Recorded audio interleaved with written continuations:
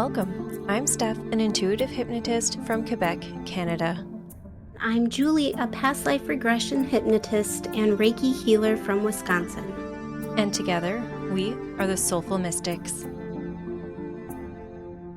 Hello, Mystics. Welcome back to the Soulful Mystics podcast. This is Julie. Steph and I both really hope you enjoyed our spooky October episodes. We'd like to give a big, huge thank you to our listeners and friends who wrote in with their stories, and to Mary for coming on the pod to share her stories with us. We appreciate you all more than you know. In today's episode, we are back to sharing client sessions. A big thank you to my client Andrea for sharing this session with us today. Andrea's intention was to experience a lifetime where she was living in her power while using her spiritual gifts for the highest and greatest good of all. I asked her, how would you feel if you got to experience this? And her response was, unshakable. Fuck yeah.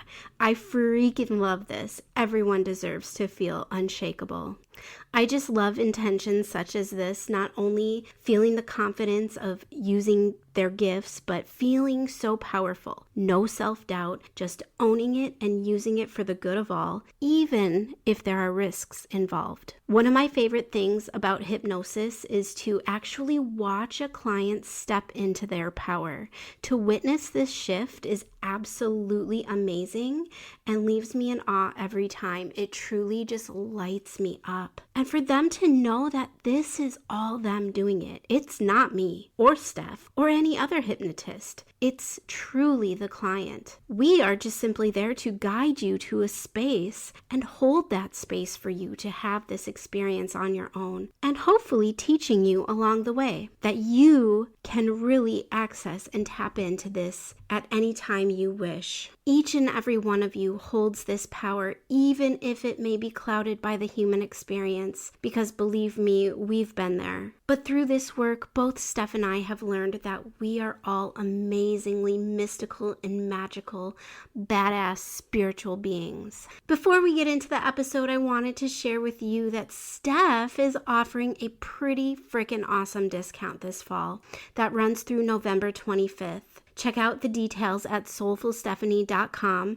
where you can use coupon code FALL70. You don't want to miss out on this one. It is an amazing deal. And on my end, I'm thrilled to tell you about my collaborations with local friends in Door County, Wisconsin, where we're offering group sessions, including past life regressions at Moon+stone in Sturgeon Bay. So keep an eye out for these dates. And if you don't know, Moon+stone is a beautiful boutique and healing sanctuary run by the exceptionally talented and gifted Sarah Neville. You can find out more about her at moon-and-stone.com. And mark your calendars for November 15th when I'll be teaming up with my dear friend Deb Kluth at Revival Your Journey LLC for a journey to gratitude, sound bath, and hypnosis in Sturgeon Bay, Wisconsin.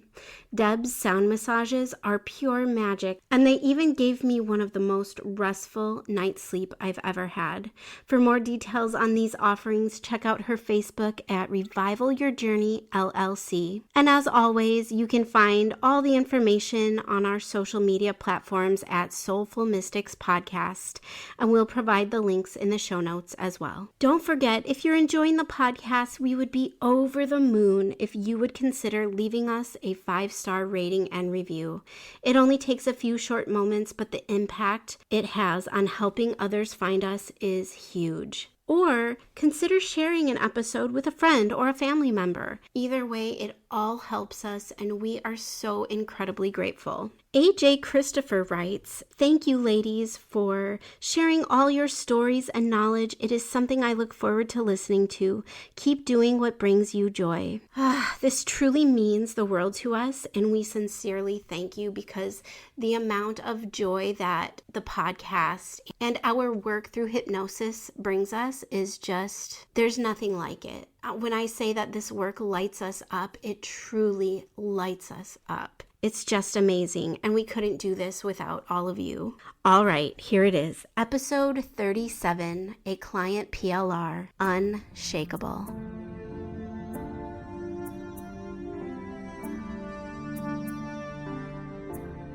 Observe what you see, feel, sense, or know, and tell me if you are inside or outside. Outside. Good.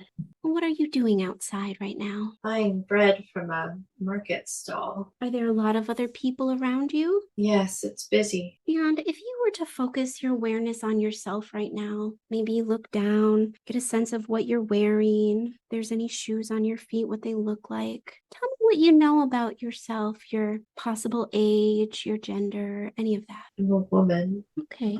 Middle-aged I'm an elder. Oh, okay. And do you get a sense of maybe the time period that you're in? Like 17th century. Does your name come to you? Rachel. Beautiful. And so, Rachel, tell me more about what's going on in this market. You're buying bread. What else is going on? It's market day, so there are a lot of vendors. Everyone from the town is around, bustling about, running errands, buying things, trading. Good. And how do you feel right now? Is this a safe place that you're in? Are you happy? Is this a regular routine that you do? Yeah. And what else is happening? Kids are playing, running, and chasing each other. Oh, do you enjoy watching the kids? Yeah. Good. Yeah, I'm getting ready to go home where people are making soup and the bread is for dinner. Do you get a sense of where in the world you are at this marketplace? It looks like the Netherlands. Good. And so you have people at home waiting for you? Mm-hmm. Good. And do you have any idea who is at home waiting for you? Is it your family, your children, anyone else? I'm going to someone else's home, but yeah, I feel like I have family. And I'm not going home to them. I'm going somewhere else. Friends. Good. Let's go ahead and just move the scene ahead. You're leaving the market now, and when I count from 3 to 1, you'll be at your destination here at your friend's house with this gift of bread. Moving there easily and effortlessly in 3, 2, and 1. Finding yourself at this destination, this home of your friend. Let me know what you're aware of here. They've invited me for dinner, but they also need my help. Oh, okay. Tell me more about that. They're being bothered by a spirit in their home and they need me to clear it. I see. Yeah, someone is ill. Okay. They think the illness is in part because of this. Oh, they think the person is possessed. All right. And so what is it that you are able to do to help them? I can communicate with the spirit and ask it to leave, help it cross. And if it's a spirit, I can help it cross. If it's something else, I can deal with that. Okay. So tell me more about this. Explain this process and what it is that you do. I'm a wise woman, and we have to be careful because Christianity is there. So normally a priest would do this, but they still like the old ways, which I know from my grandmothers and mothers and those who came before me. We were taught in secret, so the dinner is a cover. I see. Yeah, my lineage, my family are shaman. Good. So you're at this home of a friend under the cover of going for dinner, but really you're there to help this possessed person. What do you know about this person who is seemingly possessed right now? Who are they in relation to you? They're just a member of the community. I know them, but we're not close. I see. Okay. Are they young, old?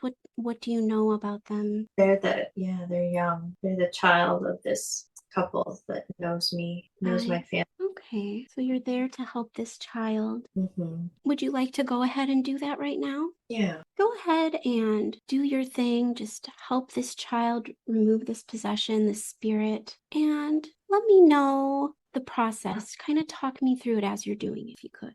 I approach the child. I call in my guides, my ancestors. So I'm performing a ritual of setting the intention in safe space. So I'm containing the area around the bed, salt and burning herbs. I'm asking my guides to intercede for me so we can find out what we're dealing with. I get some history from the family of when it started, what they noticed. What do you know about when this started for this child?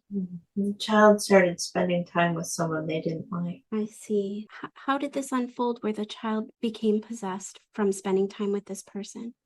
Was this like a psychic attack or? Yeah. Okay. Person was jealous of the woman. Like the child's mother? Uh-huh. Okay. And so they set a curse on the child. But now you're there to help, so go ahead and continue. they gave the child a doll, which the child took, of course, but it had evil intention in it. I see. And the child being so innocent probably had no idea. Right. Oh, okay. I find it, and I have a cauldron with special herbs that will not only destroy the doll, but contain the energy that it carried. So I quickly do that. I burn the doll, but I make sure that the smoke is captured so it doesn't spread throughout the house. And we take the ashes into the backyard. It's under the cover of night now. And we bury them away from any water source, away from any food. Make sure that the ashes are where the waste is. And then I make sure to clear the house. More smoke, more words, prayers. And how is the child doing now? Sleeping peacefully. Oh, beautiful. And how are the parents doing? They're so relieved. Oh, I can imagine. And now we have to deal with the person who cursed him in the first place. Oh, so your job doesn't just end with the child. You do more. It's like you go above and beyond. Yeah. Okay, so tell me about that. I take it to there's someone in the town who acts as kind of an authority. Okay. And again, this has to be done very quietly. Good. And so you take this information to this authority figure, and what do they do? I perform a binding ritual so that this person can't hurt anyone else. And the authority figure of the town banishes them. This is a serious offense. Wow. They have to leave. Wow. You've done so much for this family. You've even taken it farther than just helping the child. You've now helped anyone else that could potentially fall victim to this person. That is a beautiful thing. And you're helping so many people without them even realizing it. And so how does this make you feel? I have compassion for the person being banished. Oh, okay. Tell me a little bit more about that. It's just empathy because I know that it came from a place of jealousy, which means they were insecure. Yeah. They're banished. The elder is kind. The banishment isn't forever. Okay. But this person has to demonstrate that they will no longer be a threat. So they're being sent somewhere specific that we know about where they can. It's like healing. It's just so strange. I don't know what this place is. What do you know about this place if you focus your awareness on it? It's literally like we're sending them to a hermitage where, oh, okay, they're going to help the monks who live outside of the village. They're going to go and work. And it's going to be physical toil. Like they're going to work the gardens. They're going to do whatever the monks need. The monks know that we send them people like this from time to time. And the elder is sending a note with like a separate messenger to let the monks know that this person's coming and what they do. This is a place where maybe eventually these people who are sent there will gain their own healing. Mm-hmm. Wow. I mean, that's got to make you feel so good because you had so much compassion for this person, knowing that they acted from an insecure place. But not only have you helped this child and the family, this person was sent to a place of healing. And sometimes that word banishment can sound very harsh, but maybe this isn't the right word. Maybe they're being sent for more of a rehabilitation and healing of their own spirit. Yes, yes. So all of this work is so positive and pure on your behalf. Yeah. That is so beautiful. Is there anything else for you to know about this scene in this lifetime that you're in? Or do you feel as though it's complete? They're telling me it's not the Netherlands, it's Sweden. Oh, okay. Well, you better get it right, huh? Oh, awesome. I don't know. So I want you to just go easily and effortlessly move to the next most significant scene in this lifetime. And you'll be able to move there with ease in 3, 2, and 1. I'm older. I'm teaching a granddaughter to do what I did, to the ways that I learned, so the work can continue. Good. How does that make you feel, passing along this knowledge to your granddaughter? Good. She's powerful. Oh, good. Tell me about her. She is my daughter's daughter. She's feisty. How old is she at this time? 13. Do you know her name? It's Judith. Beautiful. And how does Judith feel about learning the old ways, learning all the knowledge and information that you have? Is she excited for this? Hmm. So tell me, what else is going on with you and Judith right now? We're getting a basket ready. We're going to go help someone, and she's going to take the lead. Wow, at such a young age. That's amazing. She's nervous but excited. Mm. I'm proud. I'm so proud. She Oh, knows what to do. yeah. I'll be there just in case. And I'm excited because we can divide up the work. Good. So go ahead and let's just move forward in this scene, going there easily and effortlessly in 3, 2, and 1. Let me know what you're aware of here. There's deep grief in this house. Um, They suffered a loss, and the family are so devastated that they aren't allowing the loved one to pass. I see. Yeah, they're holding on too tight. And so what are you and Judith there to assist with? What do you guys do? This ritual is more for show. It's to help. So they lost a baby, and the mother can't let go, and so this ritual is more. We'll burn the herbs and chant, but it's more for the mother. The babe, like the spirit of the infant, is easy because it was so close to the other world already. Yeah. That it's the mother's grief that's become a tangible thing. So again, we ask the spirits to intercede, to take her grief and pry its claws open. Is kind of how it's coming across. But so it can loosen its grip not only on the spirit but on her as well. So we're a ritual of release, release, release, release.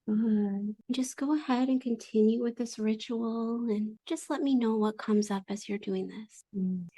We keen and wail with her. What else happens? Her husband has to be drawn into the ritual as well. His grief is a rigid thing because he's turned away from it. It feels too big for him to face. So for his grief, we ask the guides to make it smaller, make it more, it's like wisps of smoke. They're pulling some of it away, and they're letting him know that all of his ancestors are with him so that he's not alone. The grief will not swallow him. So powerful. The husband and wife have turned away from each other, so we're bringing them back to face one another so that they can share the grief. It won't overwhelm them. They're together. Good.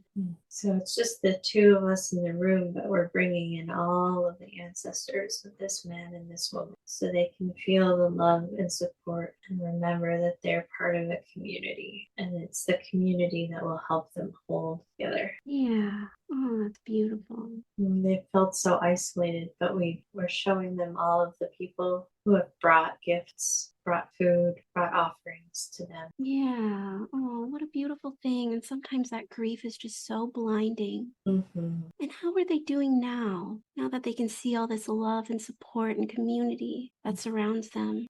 They're finally able to weep. And how is Judith doing in this process, taking the lead? How is that going for her? She's so wise. What happens next? We let the husband and wife weep together, and we depart. We'll check on them tomorrow. Yeah. Oh, that's so nice to come back and check in on them. We're going to bring some children with us too. Oh, how lovely. Some of the younger grandkids will come. Good. Do you have a lot of grandchildren? Yeah. Good.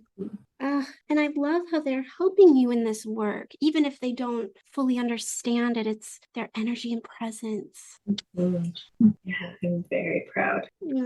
As you should be. So let's move forward again in this scene to the next day where you bring all of your grandchildren there to go check on this couple and see how they're doing. So just like we've done before, moving forward in this scene easily and effortlessly. From when I count to 3 to 1, you'll be there. It'll be the next day with your whole family with you. Moving there with ease in 3, 2, and 1. It's the next day. You're headed to this couple's home and you have all of your grandchildren with you. Just go ahead and let that unfold and let me know what you're aware of.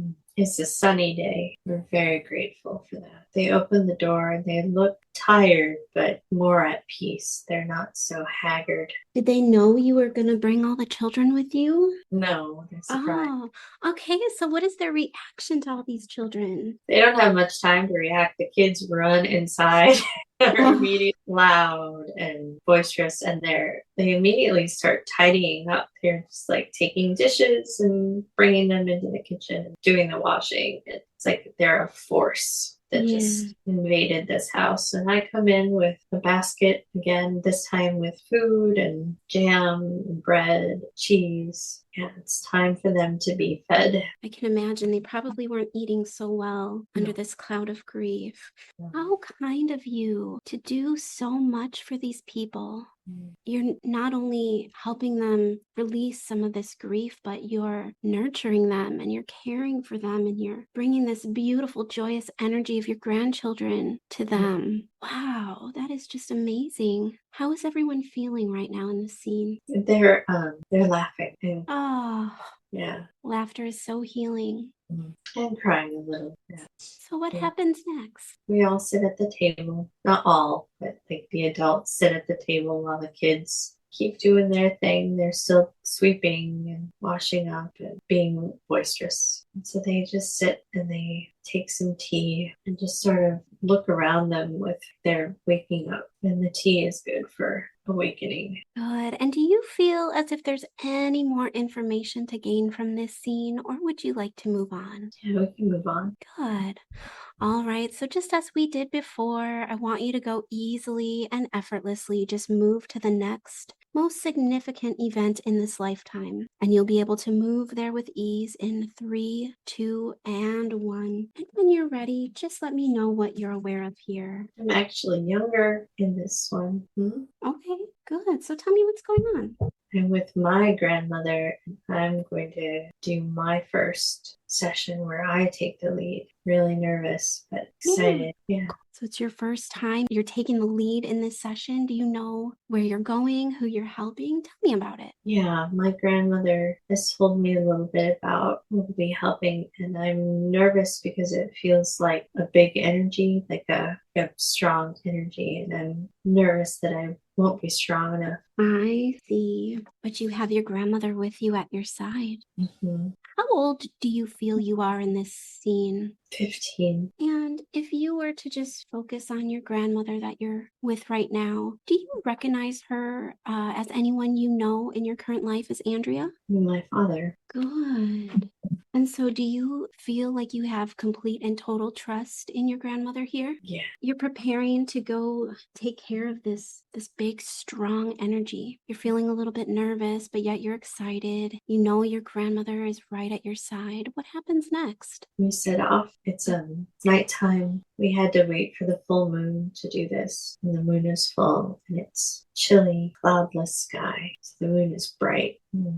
And something's happening with the livestock of a farmer. The sheep are ill, so we're going to find out what happened. Yeah, this is a spirit we have to negotiate with. So this is a tricky, cunning one. Okay, is this an actual spirit or is this like a darker entity? Okay. Yeah, darker entity. All right. He's very interested in me. Mhm. He knows my grandmother. Her reputation is quite something, and he's keenly kind of going, well, who is this now? And I stand tall. I say, I am my grandmother's granddaughter. You would do well to listen to me. Ooh, yes. So what happens next after you stand in your power and declare who you are? I show him the backing that I have. I invoke the names of the deities that support me, and I bring my ancestors present. And I said, you can deal with me or you can deal with all of them. And he asks me what I want. And what do you say to him? I said, it's not about what I want. Yeah. You're infecting this man's sheep. You're hurting innocent animals and you're threatening his livelihood. What do you want? Yeah, good for you. Why are you doing this? And what is his response to that? Oh, said that word had reached that that my grandmother's power was lessening and that there was a shift in leadership, and so they wanted to see what was up. He just wanted to draw me out. He said, yeah. Said, well, now here I am. So what happens next? I tell him to go back and tell all his friends that the power in this neighborhood, the power in this place is stable and growing, and that if he returns and tries anything like this again, he'll meet the full force of it. Good. And so does he back away or does he challenge you further? No, he's leaving. Good.